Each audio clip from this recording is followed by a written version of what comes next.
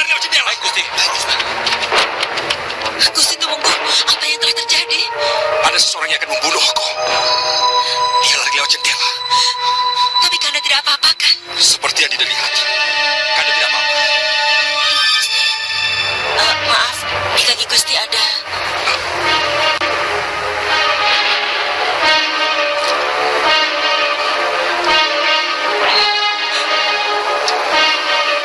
Ini kalung Amarwati yang selama ini diributkan itu. Kasihnya dawa, Gusti.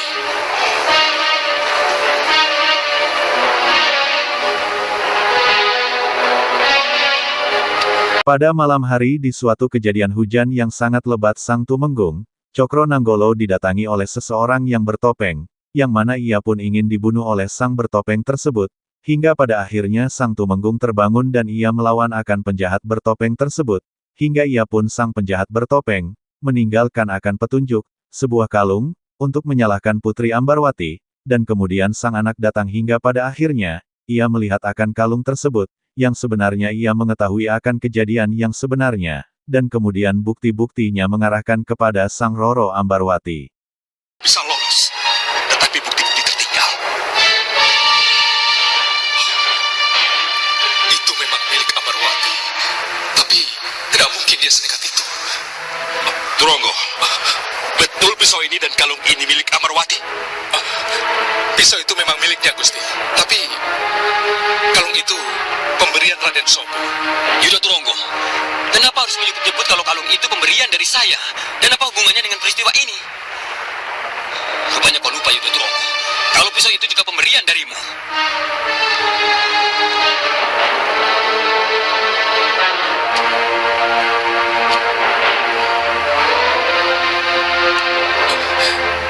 Maaf, Raden. Saya hanya ingin meluruskan asal-usul barang. Sudah, lebih baik tangkap Amarwati dan suatkan padaku. Sekarang. Baik, Gusti. Pengawal, ikut aku.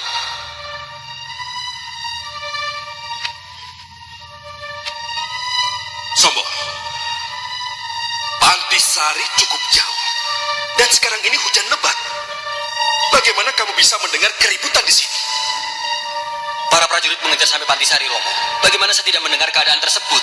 Lagi pula saya sangat peduli dan mencemaskan keadaan Romo yang... Baik, alasanmu bisa kuterima. Tapi untuk apa kamu buat kalung seperti ini untuk Amarwati? Mohon maaf, Romo. Salahkah saya sebagai seorang kakak yang sangat menyayangi adiknya, memberikan sesuatu yang berharga padanya?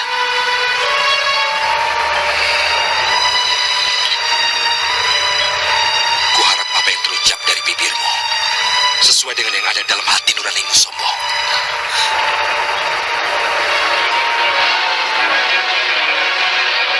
Roro Ambarwati harus segera diselamatkan. Harus diselamatkan.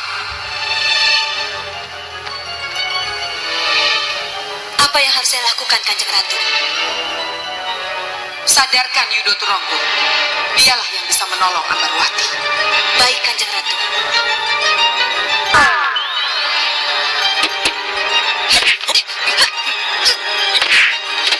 Ada apa, Kanda? Ada apa? Jangan pura-pura.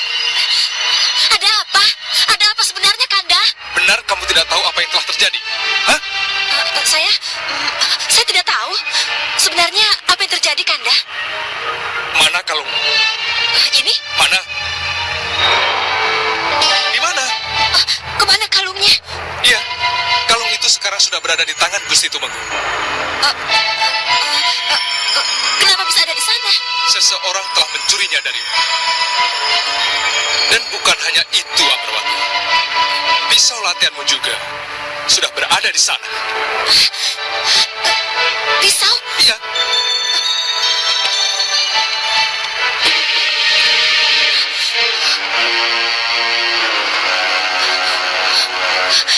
Bagaimana? Tinggal 6. Pisaunya hilang 1, Kanda. Kenapa?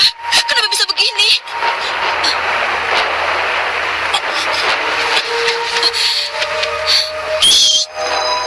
Kamu harus lari, Dinda. Tempat ini sudah dikepung. Kenapa? Kenapa saya harus lari, Kanda? jadi korbannya. Apa maksudmu? Kamu dituduh membunuh Ramandamu sendiri. Pisau dan kalung yang sekarang berada di tangan. Setelah bukti-buktinya cukup kuat, mengarahkan kepada Roro Ambarwati, kemudian Yudo Turonggo langsung ke tempat kamar Ambarwati dan menanyainya di mana kalung dan senjatanya, hingga Sang Yudo Turunggo pun memarahinya juga. Ia menairu agar lari. Kemudian Sang Yudo Turunggo berpura-pura sakit untuk memperlambat penangkapan Sang Ambarwati, dan ia melarikan diri hingga ia terjepit dan terpaksa melawan akan pasukan dari Cokro Nanggolo, sampai pada akhirnya Sang Ambarwati dipanah dan mengenai akan tubuhnya, hingga pada akhirnya Yudo Turunggo pun dengan kesaktiannya, ia memukul jarak jauh, dan ia pun berhasil kabur, dan melompat ia ke suatu kereta kuda, yang sedang melintas, pada waktu itu.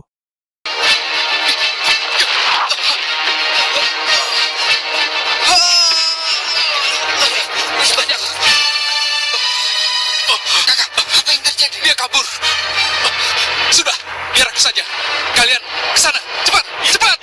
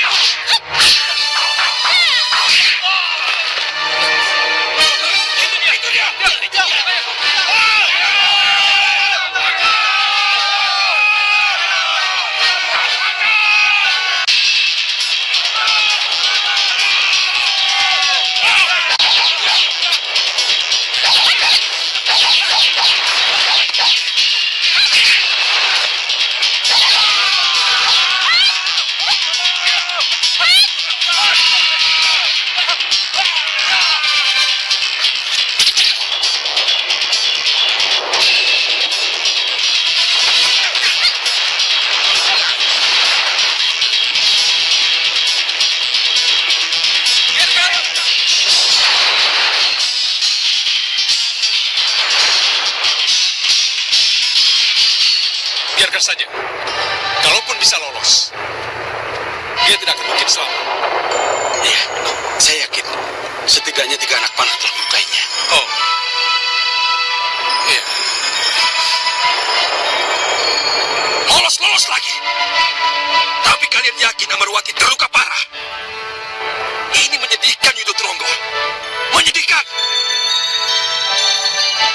Bagaimana mungkin putri satu-satunya Tumenggung Cokro Nanggolo mengalami nasib seperti itu?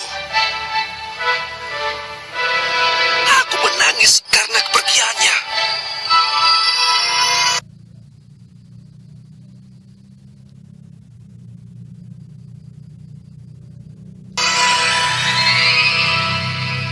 Tapi aku merasa lega karena kutub Niwengi tidak jadi terlaksana.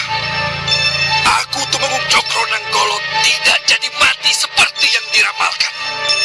Aku tidak jadi mati di tangan anakku sendiri. Amarwati, Amarwati. Rupanya kecurigaanmu pada kematian ibumu tidak wajar. Telah menyebabkan dendam ini. Aku tidak membunuh ibumu, Amarwati. Tak mungkin kubunuh Galuh Centini. Kalau kau dendam karena itu, kau salah. Kau salah, Amarwati.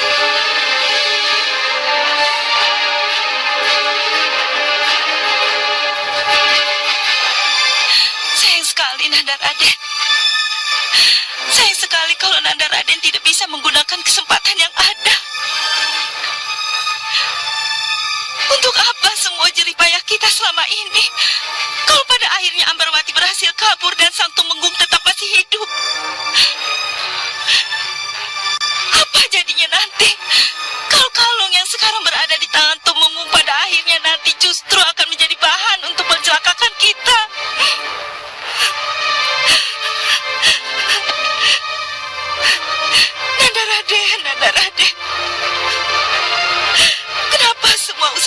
selalu gagal.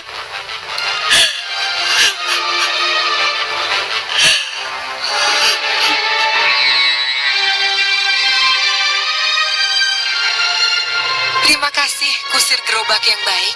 Terima kasih. Kamu telah menjadi perantara penyelamatan Ambarwati. Terima kasih. Ayo, kita kembali ke keraton Cundomanik. Lalu bagaimana dengan Roro Ambarwati, Kanjeng Ratu? Sudah ada yang ngurus, biarkan saja.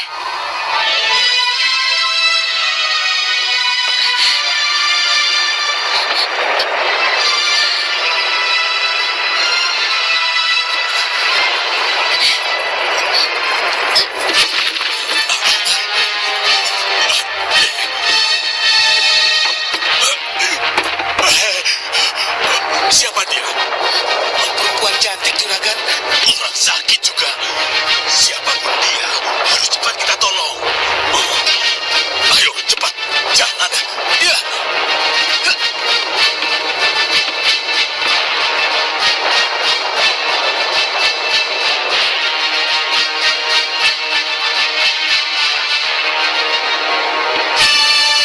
Buka pintu! Buka pintu cepat!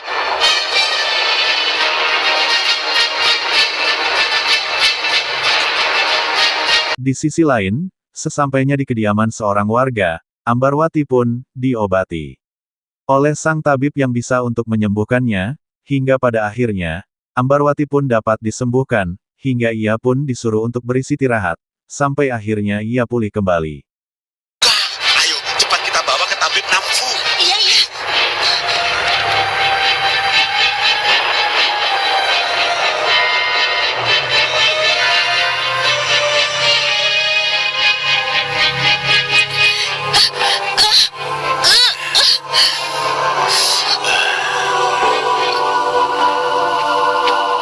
Bagaimana, Tuan Tabib? Dia cukup kuat. Anak panahnya tidak menancap terlalu dalam. Beberapa hari akan membaik. Justru ini yang agak berat. Pukulan tenaga dalam jarak jauh. Iya. Tapi seperti pukulan yang ditahan. Untuk tidak mematikan. Ini pukulan penyelamatan.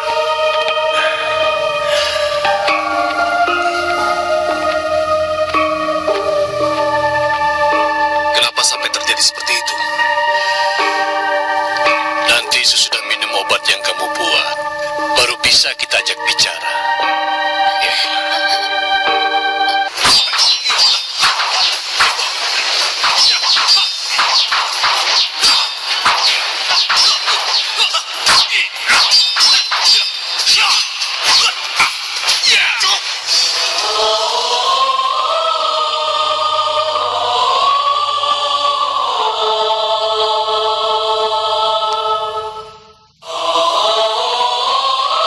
Ambat Buah Sesa, Senopati Laut Jawa menyerahkan sebuah Nawalo Prabu Gentur Prahoro kepada Kanjeng Ratu.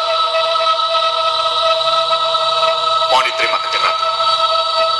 Aku terima Tugu Wasesa.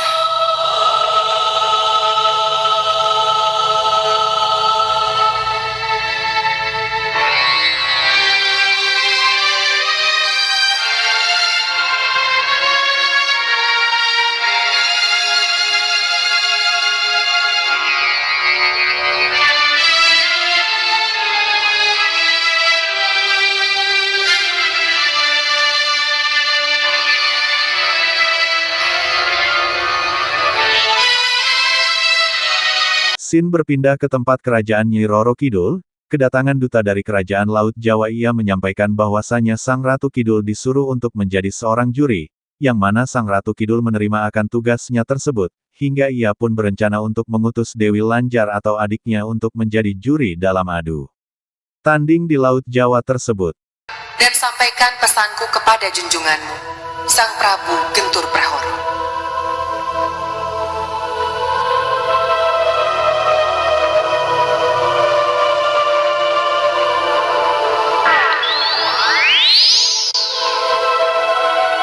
Cundomani, bubarkan pasewakan. Sendiko dawuh Nyi Ratu.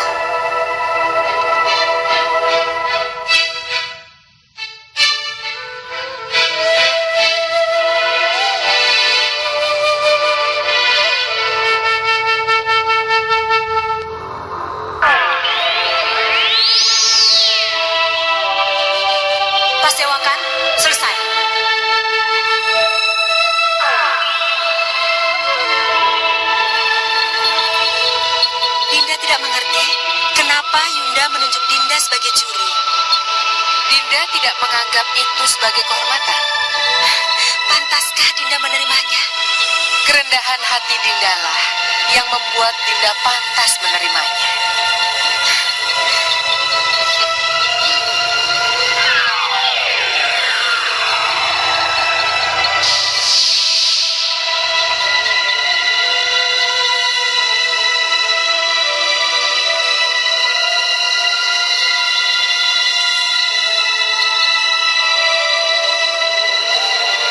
Yunda Ratu, kenapa kita terbang begini tinggi? Apa yang ingin Yunda perlihatkan pada Dinda? Lihatlah lautan di bawah sana. Laut yang begitu luas. Apa yang terlintas di pikiran Dinda ketika Dinda melihat semua itu? Alangkah indahnya kalau dalam kekuasaan samudera tergelar kedamaian. Hatimu memang hati seorang ratu, Dinda Nawangsari. Kelihatannya jalan sudah terbuka. Ayo, kita kembali ke keraton.